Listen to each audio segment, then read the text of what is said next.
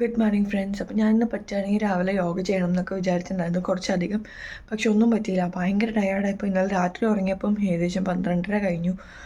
ഞാൻ അലാം അടിച്ചതുപോലും അറിഞ്ഞില്ല രാവിലെ. ഭയങ്കര ടയേർഡായിപ്പോയി.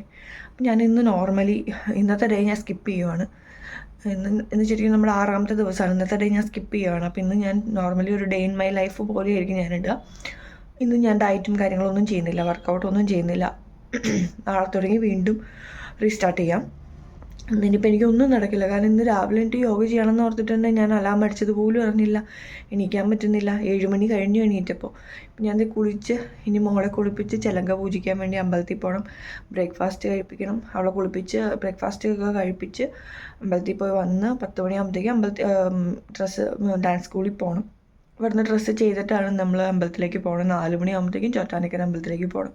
അപ്പോൾ ഇന്ന് എൻ്റെ ഒരു normal day in my life ആയിക്കോട്ടെ ഞാനിടുന്നത്. ഇന്നത്തെ ഒരു ഡയറ്റ് ഡേ ഞാൻ സ്കിപ്പ് ചെയ്യുവാണ്. നാളെ തുടങ്ങി നമുക്ക് ഡേ 6 വീണ്ടും സ്റ്റാർട്ട് ചെയ്യാം. അപ്പോൾ അങ്ങനെ കേട്ടോ. അപ്പോൾ ഞങ്ങളിത് ചിലങ്ക പൂജിക്കാൻ വേണ്ടി പോവാണ് കേട്ടോ. നമ്മുടെ തൊട്ട് താഴെയുള്ള അമ്പലത്തിലാണ് ചിലങ്ക പൂജിക്കുന്നത്. അപ്പോൾ പൂജിച്ച് ഞങ്ങളൊരു ബ്രേക്ക്ഫാസ്റ്റൊക്കെ കഴിച്ച് ഒരു 10 മണിയൊക്കെ ആകുമ്പോഴത്തേക്കും ഡാൻസ് ക്ലാസ്സിലേക്ക് പോകും.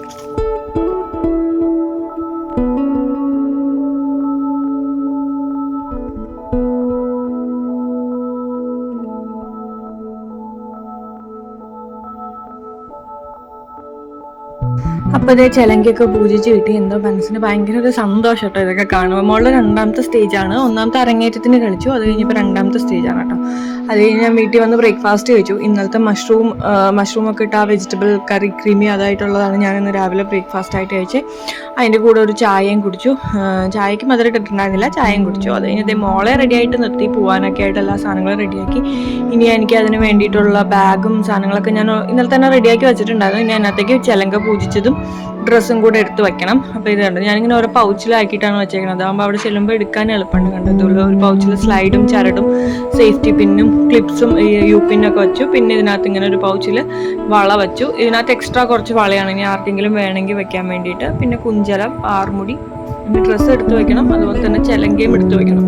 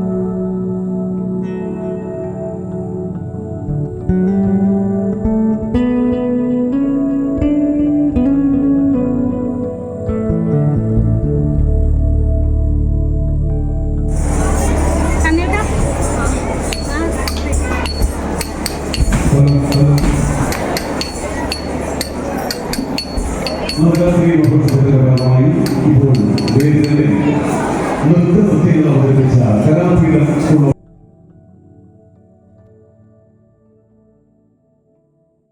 അങ്ങനെ പരിപാടികളെല്ലാം വളരെ മംഗളമായിട്ട് അവസാനിച്ചു. പിള്ളേരെല്ലാം നല്ല മിടുക്കികളായിട്ട് നല്ല അടിപൊളിയായിട്ട് ഡാൻസ് കളിച്ചു. അപ്പോൾ മോളുടെ ഡാൻസിൻ്റെ ലുക്ക് ഇഷ്ടപ്പെട്ടു എന്നുണ്ടെങ്കിൽ കമൻറ്റ് ചെയ്യാൻ മറക്കരുത് കേട്ടോ.